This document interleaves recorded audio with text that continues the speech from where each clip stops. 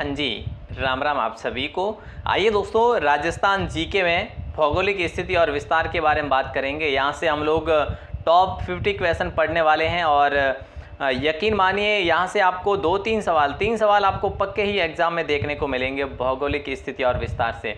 मैं 3 कम कह रहा हूँ लेकिन ज़्यादा ही रहेंगे। तो आप इस वीडियो के इस सेशन के आखिर तक जुड़े रहिएगा और फ़ायदा उठाइए, यहाँ से सवाल ज़रूर बनेंगे दोस्तों। और हाँ, अगर आप टेलीग्राम को ज्वाइन करना ही चाहते हैं, है ना, करना ही चाहते हैं तो राजस्थान क्लासेज नाम से सर्च करिएगा आप @ लगाकर, और आपकी वेबसाइट है जहाँ पर फ्री PDF उपलब्ध करवाई जा रही है। और प्ले स्टोर पर आपका ऐप भी है राजस्थान 360 के नाम से, PDF कोर्स आपको यहाँ पे मिल जाएगा। और व्हाट्सएप ग्रुप का लिंक डिस्क्रिप्शन में है। और वीडियो को शेयर ज़रूर करना दोस्तों। आज की क्लास को आपको आनंद भी आएगा वैसे क्लास में, लेकिन भले ही पहले करो या बाद में ज़रूर करिएगा। निःशुल्क जो कोर्स है दोस्तों ये आप यहाँ से डाउनलोड कर सकते हैं। कहाँ से? वेबसाइट से। गूगल पर जाना है और सिंपली लिखना है राजस्थान क्लासेज, अपनी वेबसाइट मिल जाएगी rajasthanclasses.in। वहाँ पर इस प्रकार का सेक्शन देखने को मिलेगा, तो फ्री कोर्स मिलेगा। और यहाँ पर जो है ना, ये ऐप जो है यहाँ पे पेड कोर्स मिलेगा 50 रुपीज़ में। तो आप चाहो तो ये भी ले सकते हैं, ये भी ले सकते हैं। ओके, चलिए दोस्तों, ये इस प्रकार के टेस्ट वगैरह है, ये सारे सब कुछ जो है फ्री आपको मिल जाएंगे दोस्तों। ऐप में भी काफ़ी चीज़ें फ्री मिलेगी, आप ऐप को भी इंस्टॉल ज़रूर करना। चलिए, आज का पहला सवाल आपकी स्क्रीन पर आ चुका है और जल्दी से आंसर देने की बात भी बनेगी यहाँ पे दोस्तों। चलिए, पहला सवाल है राजस्थान का न्यूनतम। देखिए, बहुत ईजी सवाल है, बहुत ईजी, हार्ड सवाल है ही नहीं, आप देखना। तो राजस्थान का न्यूनतम वर्षा वाला स्थान कौन सा है? बोले सर सम है। सम कहाँ पर है? सम आपके जैसलमेर में है। ठीक है, तो ये जैसलमेर का शुष्क स्थान भी कहलाता है, शुष्क। हालांकि कंप्लीटली हम बात करें ओवरऑल तो फलोदी सबसे शुष्कतम स्थानों में से गिना जाता है। ठीक है, और सर्वाधिक न्यूनतम वर्षा वाला स्थान है। अगर सर्वाधिक वर्षा वाला स्थान आपसे पूछा जाए तो आप क्या कहेंगे?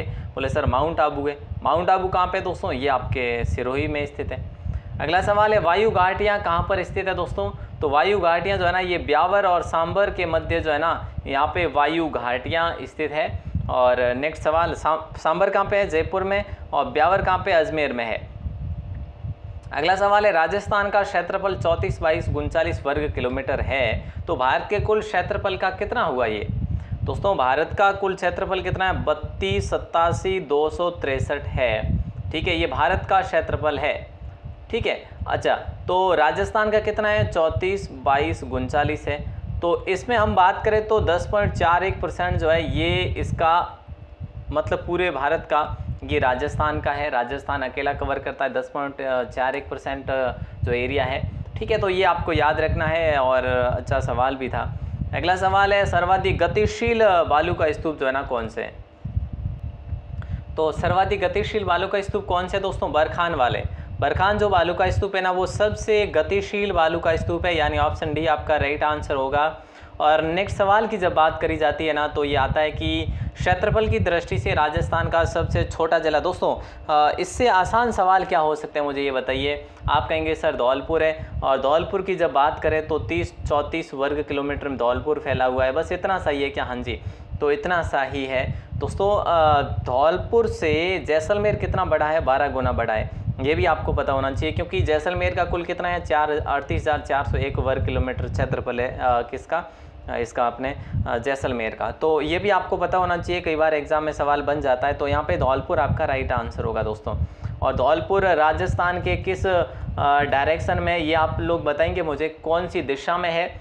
और जैसे ये आपका उत्तर हो गया, ये दक्षिण हो गया, है ना, और ये पूर्व हो गया, और ये पश्चिम हो गया। बताइए दोस्तों, धौलपुर दोस्तों लास्ट पॉइंट है, यानी पूर्व का आखिरी पॉइंट है वैसे धौलपुर जिला। ये भी आपको पता होना चाहिए। इस साइड में आपका जैसलमेर डिस्ट्रिक्ट है। अब देखिए, मैं आपको क्या ही बताऊं, बहुत आसान से। और यहाँ पे आपका गंगानगर कोणा गांव हो जाएगा, जैसलमेर का कटरा गांव होगा, दक्षिण में बांसवाड़ा होगा दोस्तों, है ना। हाँ, चलिए, तो ये अच्छा सवाल था। और नेक्स्ट सवाल आपकी स्क्रीन पर है कि राजस्थान की स्थलीय सीमा की कुल लंबाई कितनी है? देखो, राजस्थान की कुल वैसे जो है ना, वो स्थलीय सीमा ही है। ठीक है, अगर बात करें तो स्थलीय सीमा की बात करें, पूरी स्थलीय ही है राजस्थान की, कोई तटीय सीमा लगती ही नहीं है। अगर सवाल बन भी जाए तो कुल स्थलीय सीमा दोस्तों कितनी है? 5,920 किलोमीटर है। अब यहाँ पे 2 भागों में हम लोग बांट लेते हैं। कौन से? एक तो अंतर्राज्य, ठीक है, एक तो अंतर्राज्य और एक अंतर्राष्ट्रीय। अंतर्राष्ट्रीय की जब बात करें तो राष्ट्रीय में क्या आ जाता है, राष्ट्रीय में सर वो आ जाते हैं देश से जो सीमा टकराती है वो। तो देश से, जैसे कि देश से पाकिस्तान से ही है, बाकी तो हमारा किसी से है नहीं सीमा। तो पाकिस्तान से जो है ना वो 1070 किलोमीटर, ये चीज़ आप लोगों को याद रखनी है। और अंतर्राज्यीय जहाँ पर 5 राज्य हमसे जुड़ते हैं भारत के, तो 4850 किलोमीटर जो है ये सीमा तय करते हैं अंतर्राज्यीय वाली। तो कुल मिला के 5920 स्थलीय सीमाएं। दोस्तों जब भारत की दृष्टि में बात करी जाती है, हालांकि आपके एग्जाम में सवाल भारत से नहीं पूछे जाएंगे, पर फिर भी भारत में जो है ना दोस्तों तटीय सीमा भी बनती है और स्थलीय भी बनती है। तो स्थलीय की बात करें दोस्तों तो आपकी 15,000 बनती है दोस्तों, 15,200 किलोमीटर कुछ बनती है, और 7,516 किलोमीटर जो है वो तटीय सीमा बनती है। ये भी आपको याद रखना चाहिए जहाँ तक मैं मानता हूँ, क्योंकि इसके पीछे, भारत के पीछे मैं राजस्थान जी के याद करना थोड़ा ओके वह नहीं, होरो कॉम हो जावे है नहीं, हाँ इजी काम हो जावेला। राजस्थान के जिस जिले की सीमा पाकिस्तान से नहीं मिलती वह कौन सा है दोस्तों? राजस्थान में बाड़मेर से मिलती है राजस्थान की, हनुमानगढ़ से नहीं मिलती, बीकानेर मिलती है, जैसलमेर मिलती है और गंगानगर भी मिलती है ना। यस, तो यहाँ पे हम लोग यूँ कहें तो हनुमानगढ़ को हटा देंगे, ऊपर से शुरू करते हैं गंगानगर, गंगानगर से बीकानेर, बीकानेर से जैसलमेर, जैसलमेर से बाड़मेर। ठीक है, अगला सवाल, बाड़मेर ऐसा जिला है जहाँ पर हम बात करें तो राज्य की भी सीमा लगती है यानी गुजरात की, और आपकी देश की भी सीमा लगती है। अब आप कहेंगे कौन सी, तो पाकिस्तान से। ठीक है, तो ये चीज़ भी कई बार एग्ज़ाम में पूछी जाती है, चलिएगा।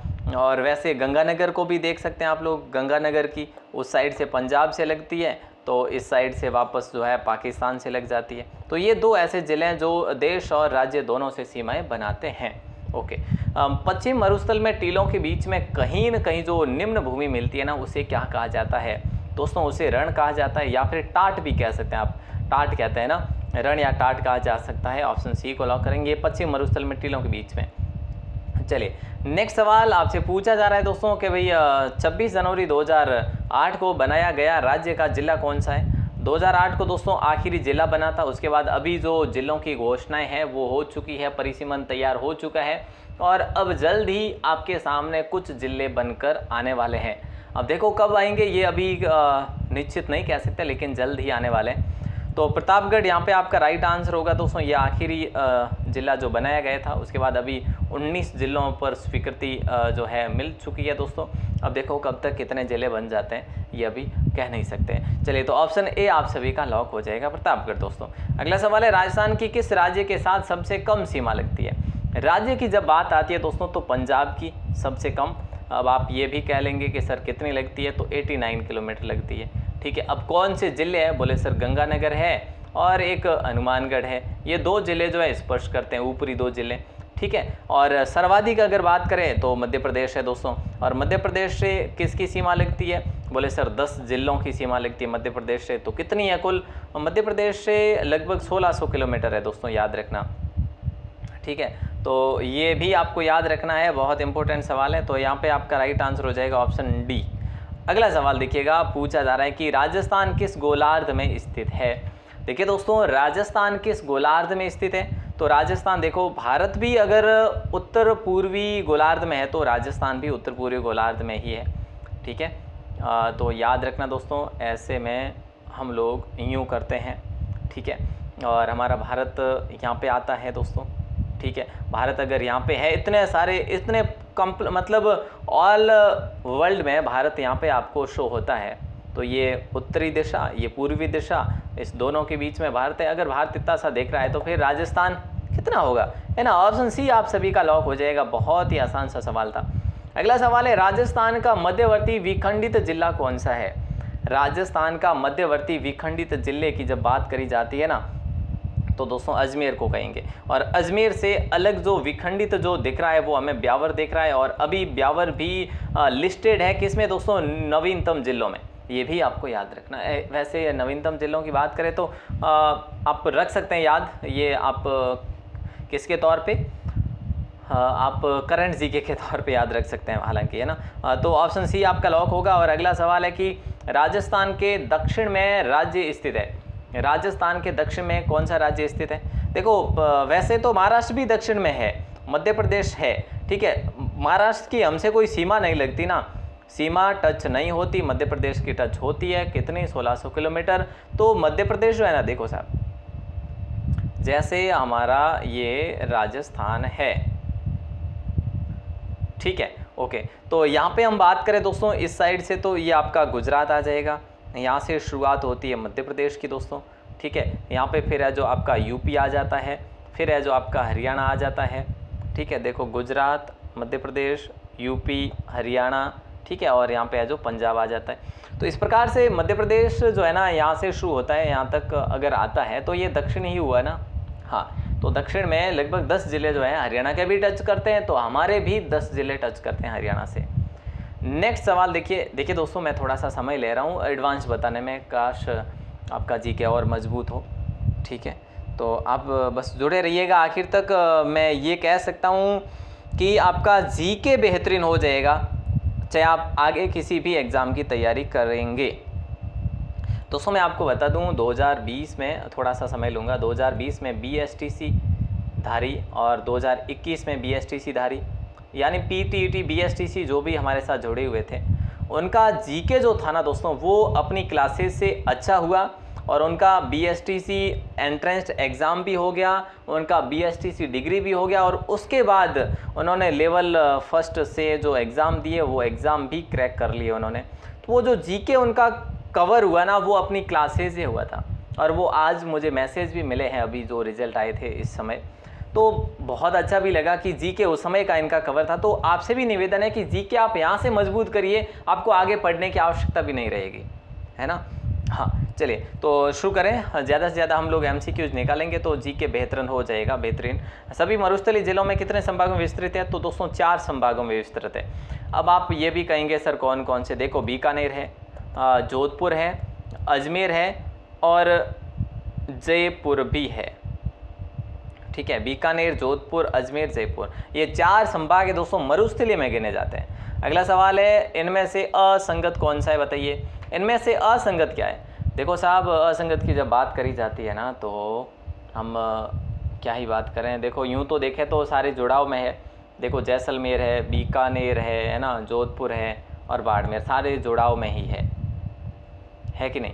लेकिन अगर यूँ असंगत करें कि भाई संभाग वाइज, तो इसमें आपको अलग कौन सा दिख रहा है? बीकानेर अलग लग रहा है ना। हाँ सर, तो बीकानेर संभाग का हो जाएगा, जैसलमेर, जोधपुर और बाड़मेर ये जोधपुर संभाग के हो जाते हैं। इस प्रकार से सवाल भी पूछे जा सकते हैं, ये तो रीजनिंग का सवाल है मेरे भाई, है ना। नेहर दलदल का विस्तार किस जिले में? दोस्तों सीधी सी बात है, नेहर दलदल जो है ना कच्छ के रण से संबंधित है, और जालोर में दोस्तों नेहर दलदल का विस्तार वैसे है। ऑप्शन ए आपका राइट आंसर होगा। और अगला सवाल है, मालवा के पठार के विस्तार से असंबंध है। मालवा के पठार के विस्तार से असंबंध क्या है? देखो मालवा का पठार ये एक्चुअल में कहाँ पर है? आप कहेंगे सर MP में है, ठीक है, मालवा का पठार MP में है। और ये देखो दक्कन के लावा के पठार का, ये ढक्कन नहीं है, दक्कन है, दक्कन का लावा का पठार इससे संबंधित नहीं है, यानी इससे संबंधित है, सॉरी, है ना। मतलब मालवा के पठार के विस्तार से असंबंध है, तो विंध्यन कगार असंबंध है दोस्तों, बाकी सारे संबंधित ही है। ऊपर माल का पठार उसी साइड है, हाड़ौती का पठार भी उसी साइड है, जैसे मालवा के टच करता है। दक्कन का लावा पठार को ही हम हाड़ौती का पठार कहते हैं कि नहीं? हाँ, तो ये भीलवाड़ा में है ऊपर माल का पठार। तो ये सारे जो है ना संबंधित है, बाकी एक संबंधित नहीं था। अगला सवाल देखिए, ये पूछा जा रहा है, राजस्थान में कर्क रेखा की लंबाई दोस्तों कितनी है? देखिए दोस्तों, कर्क रेखा जो है ना वैसे भारत की बात करें, भारत में कर्क रेखा कितने राज्यों से गुजरती है? 8 राज्यों से गुजरती है, ठीक है। तो सर्वाधिक की बात करें, सर्वाधिक कहाँ से गुजरती है? आप कहेंगे सर मध्य प्रदेश से गुजरती है, ठीक है, 20 से होके गुजरेगी तो होगी ही। और सबसे कम की बात करें तो राजस्थान से गुजरती है। तो राजस्थान से कितनी गुजरती है? अब आप कहेंगे सर 26 किलोमीटर। कौन से जिलों से? अब देखो, एक तो डूंगरपुर और एक बांसवाड़ा। डूंगरपुर का तो दक्षिण भाग और बांसवाड़ा के 20 से गुजरती है। तो ये चीज़ भी आपको याद रखनी पड़ेगी, और ऑप्शन डी आपका लॉक हो जाएगा, ठीक है साहब, ओके। अगला सवाल देखो पूछा क्या जा रहा है। वैसे 8 राज्यों की जब बात करी जाती है ना दोस्तों, तो 8 राज्य मैं आपको बता दूं। देखो इस साइड से शुरू करते हैं हम लोग, यहाँ से यूँ कर्क रेखा जैसे आ रही है, तो यहाँ से शुरुआत गुजरात से करते हैं, फिर राजस्थान होगा दोस्तों, फिर मध्य प्रदेश होगा, फिर छत्तीसगढ़ होगा, ठीक है, फिर आपका झारखंड होगा, और फिर आपका त्रिपुरा होगा। त्रिपुरा से पहले एक पश्चिम बंगाल भी आता है दोस्तों। कितने राज्य हो गए देखो तो, गुजरात 1, राजस्थान 2, मध्य प्रदेश 3, छत्तीसगढ़ 4, झारखंड 5, और है ना, और ये पश्चिम बंगाल जो है 6, त्रिपुरा 7, और एक है जो मिजोरम 8, ठीक है। तो ये जो है ना दोस्तों आपको याद रखने 8 हो गए, 8 राज्य से ये है जो निकलती है करेक्ट रहेगा। चलिए अगला सवाल है, मरुस्थली संभागों में असंबंध क्या है? जोधपुर, बीकानेर, जयपुर। देखो मरुस्थली संभाग हमने बात करी, बीकानेर है, जोधपुर है, और जयपुर है, और एक अपना अजमेर है। ये जो है मरुस्थलीय संभागों से संबंधित है। तो असंबंध इसमें कौन सा लग रहा है हमें? उदयपुर लग रहा है। उदयपुर मरुस्थल से संबंधित नहीं है। उदयपुर जो है ये अरावली से संबंध रखता है दोस्तों। किससे? अरावली भाग से संबंध रखता है। वो भी कौन सी अरावली है? ये भी दक्षिणी अरावली है दोस्तों। दक्षिणी हम कह सकते हैं, हाँ दक्षिणी अरावली, ठीक है। ओके सर, याद रखेंगे। अगला सवाल देखिएगा, पूछा जा रहा है कि राज्य के किस जिले में वार्षिक तापांतर सर्वाधिक रहता है? अब बताइए, देखो राज्य के किस जिले में वार्षिक तापांतर सर्वाधिक रहता है? तो चूरू जिले में रहता है दोस्तों। उसके बाद नंबर आपके जैसलमेर जिले का भी आ जाता है, लेकिन यहाँ पे चूरू जिला आपका सही आंसर हो जाएगा। सर्वाधिक तापांतर पूछा है ना, तो तापांतर वार्षिक तापांतर पूछा है, यानी औसतन। अगला सवाल देखिए दोस्तों कि अंतर्राष्ट्रीय सीमा के निकटतम जिला मुख्यालय कौन सा है? तो श्री गंगानगर को आप लोग याद रखिएगा, बेहतरीन सवाल है। केंद्रीय संभाग के अंतर्गत क्या है दोस्तों? केंद्रीय संभाग दोस्तों, केंद्रीय संभाग का गठन किया गया है, उसमें राजस्थान का जो कौन सा है वो केंद्रीय संभाग के अंतर्गत अजमेर है, ठीक है। ये आपको याद रखना है दोस्तों। और अगला सवाल आपकी स्क्रीन पर है कि नेहड़ दलदल किसका विस्तार है? अब देखो नेहड़ दलदल जो है ना किसका विस्तार है? अभी मैंने आपको बता दिया कि कच्छ के रन से संबंधित है। कच्छ के रन से संबंधित है, तो ये कच्छ का रन ऑप्शन बी है। और यहाँ पे ये कहाँ पे देखने को मिलता है नेहड़ का दलदल? तो जालोर में देखने को मिलता है दोस्तों। सवाल पूछा जा सकता है, आप अच्छे से ध्यान रखिएगा। अच्छा, अगला सवाल है, सूर्य की किरणें सर्वाधिक तिरछी किस जिले पर पड़ती है?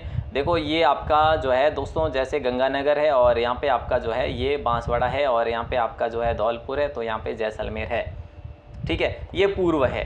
सूर्य हमेशा पूर्व दिशा में उगता है, ये सभी को पता है।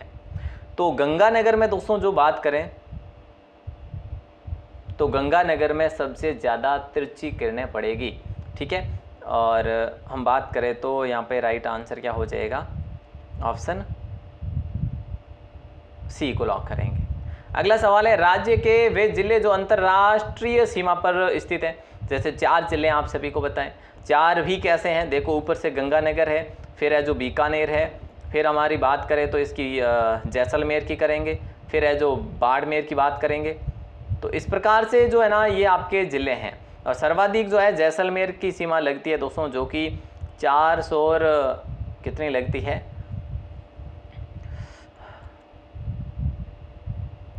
64 लगती है। अब देखो मैं आपको बता दूं, जैसे जैसलमेर की है 466, ठीक है। गंगानगर की 210 है। सबसे कम जो है ना वो बीकानेर की है, कितनी है? 168 है ओनली, ठीक है। अगला सवाल देखो कि निम्न में से गलत क्या है दोस्तों, बताइए। निम्नलिखित में से गलत क्या है? गुरुशेखर सिरोही सही है, तारागढ़ जयपुर ये गलत है ना, अचलगढ़ सिरोही सही है, शहर सिरोही सही है। तारागढ़ कहाँ पे है? तारागढ़ अजमेर में दोस्तों। तारागढ़ किला कहाँ पर बना हुआ दोस्तों? देखो छोटी भी तारागढ़ कहाँ पे है? ये छोटी तारागढ़ जो पहाड़ी है ना, ये तारागढ़ पहाड़ी अजमेर में है। और गढ़ बींटली पहाड़ी इसी तारागढ़ पर है, गढ़ बींटली पहाड़ी, ये भी आपको याद रखना है। अगला सवाल है, उदयपुर में जयसमंद से आगे पूर्व की ओर फैला विच्छेदित कटा फटा पठार। आपको ऐसा भी सवाल पूछा जा सकता है, उदयपुर में जो विच्छेदित और कटा फटा पठार जो है ना वो क्या कहलाता है? अब यहाँ पे इन्होंने ऐड कर लिया कि जयसमंद से आगे पूर्व की ओर, तो आपके लिए थोड़ा आसान हो गया। तो यहाँ पे लासड़िया का पठार होगा दोस्तों, ऑप्शन सी आप सभी का लॉक होगा। मेरवाड़ा का पठार अजमेर में है दोस्तों। भोराट के पठार के बारे में हम बात करते हैं, आइए आगे अगला सवाल आएगा। चप्पन की पहाड़ियों से संबंधित क्षेत्र कौन सा है दोस्तों, ये बताइए। चप्पन की पहाड़ियों से संबंधित क्षेत्र की बात करें तो पश्चिमी शुष्क मरुस्थलीय प्रदेश होगा। चप्पन की पहाड़ियाँ बाड़मेर और जालोर में विस्तृत है, याद रखिएगा। नेक्स्ट सवाल पूछा जा रहा है कि स्थिति के अनुसार जो युग्म शेष अन्य से भिन्न है, जैसे अलवर भरतपुर पास में है, बीकानेर गंगानगर पास में है, जैसलमेर जालौर गलत है, डूंगरपुर बांसवाड़ा सही है। तो जैसलमेर जालौर की कोई सीमा जो है ना टच होती नहीं है। हम सीमाओं से देखें या फिर हाँ सीमाओं से ही देख पाएंगे वैसे देखा जाए तो ऑप्शन सी आपका राइट आंसर होगा। अगला सवाल, मध्य प्रदेश से कितने जिले राजस्थान से सीमा बनाते हैं? शुरुआत में ही पढ़ लिया हम लोगों ने, 10 जिलों से सीमा बनाते हैं मध्य प्रदेश और राजस्थान दोनों के बराबर। नेक्स्ट सवाल, राजस्थान की स्थलीय सीमा कितने राज्यों से स्पर्श करती है? स्थलीय सीमा जो है ना दोस्तों ये हम बात कर चुके हैं ऑलरेडी बहुत अच्छे से, 5 राज्यों से, ऊपर पंजाब, फिर हरियाणा, फिर उत्तर प्रदेश, फिर मध्य प्रदेश, फिर है जो इस साइड गुजरात।